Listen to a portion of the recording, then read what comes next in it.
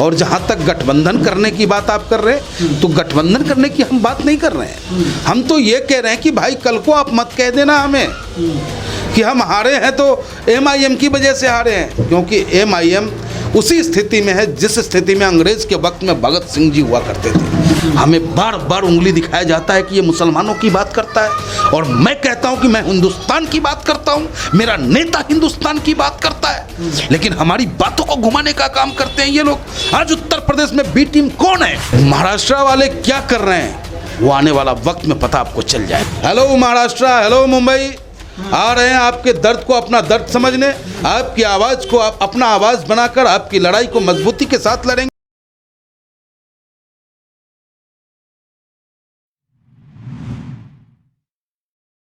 दोस्तों सलाम आदाब, मैं मोहम्मद अनस मनमोहन झा गामा के पास आया हूं। उन्होंने अभी शहीद आजम भगत सिंह को श्रद्धांजलि दी है। बात करते हैं।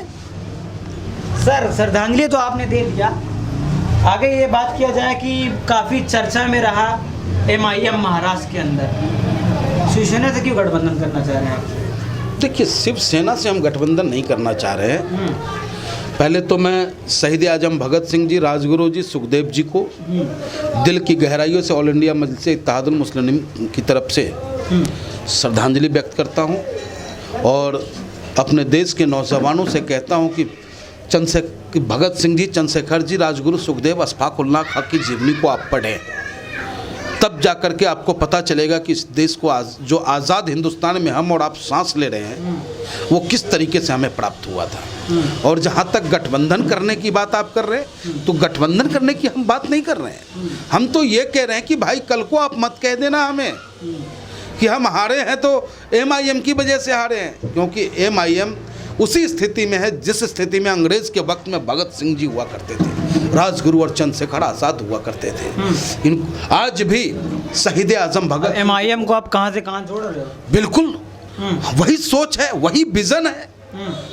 लोग समाजवाद की बात करते हैं, लेकिन समाजवाद क्या कहता है? भगत सिंह जी की समाजवाद क्या कहता है?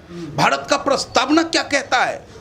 और वही प्रस्तावना को लेकर, उसी प्रस्तावना के तहत MIM के राष्ट्रीय अध्यक्ष बैरिस्टर असदुद्दीन ओवैसी साहब लोगों के बीच चले हैं, लोगों को ताकत देने चले हैं, लोगों को एक करने चले हैं। हमें बार बार उंगली दिखाया जाता है कि ये मुसलमानों की बात करता है, और मैं कहता हूं कि मैं हिंदुस्तान की बात करता हूं, मेरा नेता हिंदुस्तान की बात करता है, लेकिन हमारी बातों को घुमाने का काम करते हैं ये लोग। आज उत्तर प्रदेश में बी टीम कौन है, कौन है बी टीम?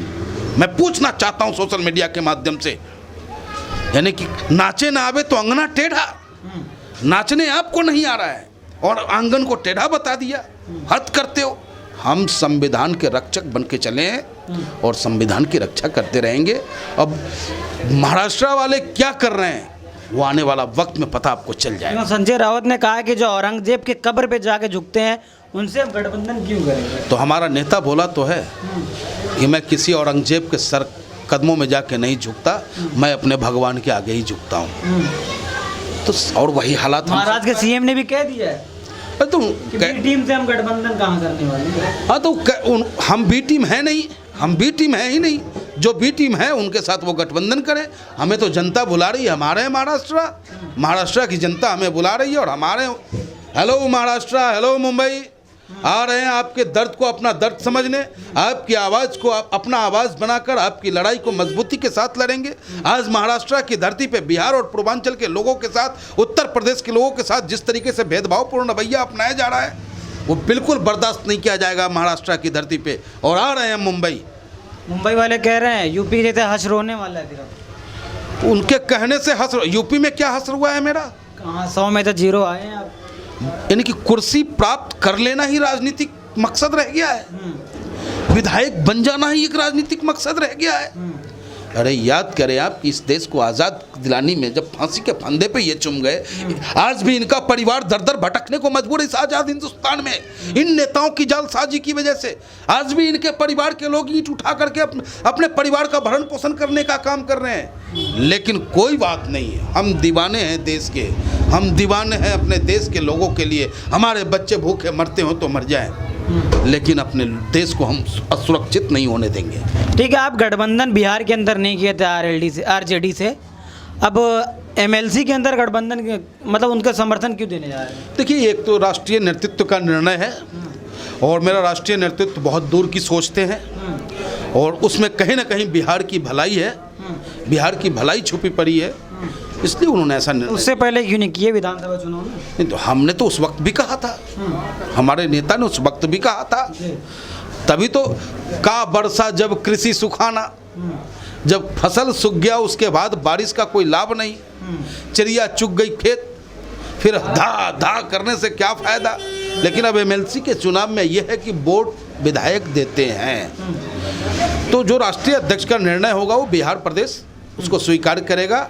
नोटा दबाना है या आरजेडी को साथ देना है वो राष्ट्रीय अध्यक्ष जी के ऊपर निर्भर करता है। चलिए ठीक है, अखिलेश यादव लोकसभा से इस्तीफा दे चुके हैं आजम खान के साथ, काम अब करेंगे योगी जी के सामने सामने रह के। अब ये उनका निर्णय है, बड़े नेता हैं ये लोग, बड़ी दूर की विजन लेके चलते हैं, नई सपा है नई हवा है, अब देख लिए क्या दशा है, तो जो वो सोच रहे तो है ना 47 से सीधा 111 से। नहीं ठीक है, अब वही तो मैंने कहा कि अब आपने हमसे कह दिया जमानत जब्त, यानी कि हम खत्म और उनकी सरकार नहीं बनी तो भी वो जीत गए, ये क्या नियम है भाई?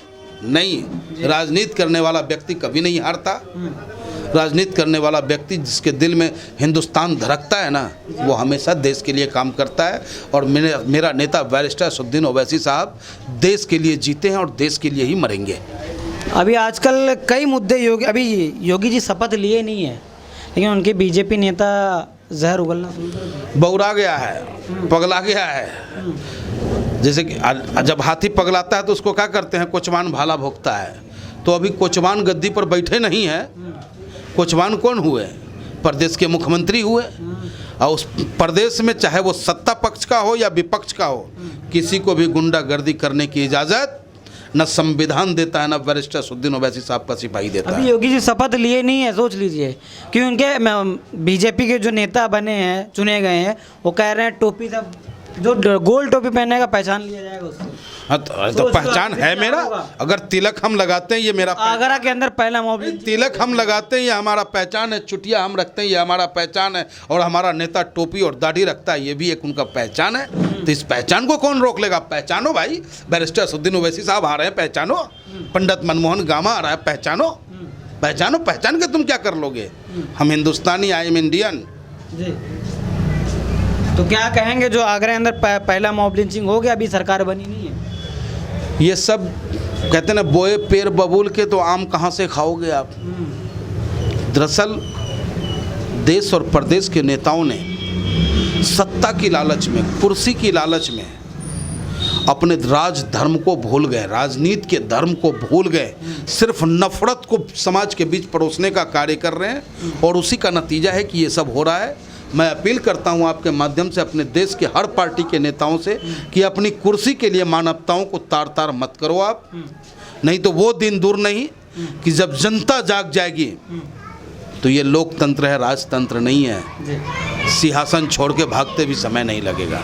इस वीडियो के लिए ताउन किया है मुफ्ती अरबियन रेस, इब्राहिमपुरा, भोपाल, इंडिया। इंडिया में कहीं भी हासिल करने के लिए अभी कॉल करें। सनशाइन हर्बल, मायूस शादीशुदा मर्दों के लिए असरदार दवा, अभी कॉल करें। अल्खदम टूर्स एंड ट्रैवल्स इंडिया, तकमीली तेल बीना मालीगांव, GS हर्बल यूनानी अकोला, चूको स्टार औरंगाबाद। मजीद तफसीलात के लिए अभी कॉल करें।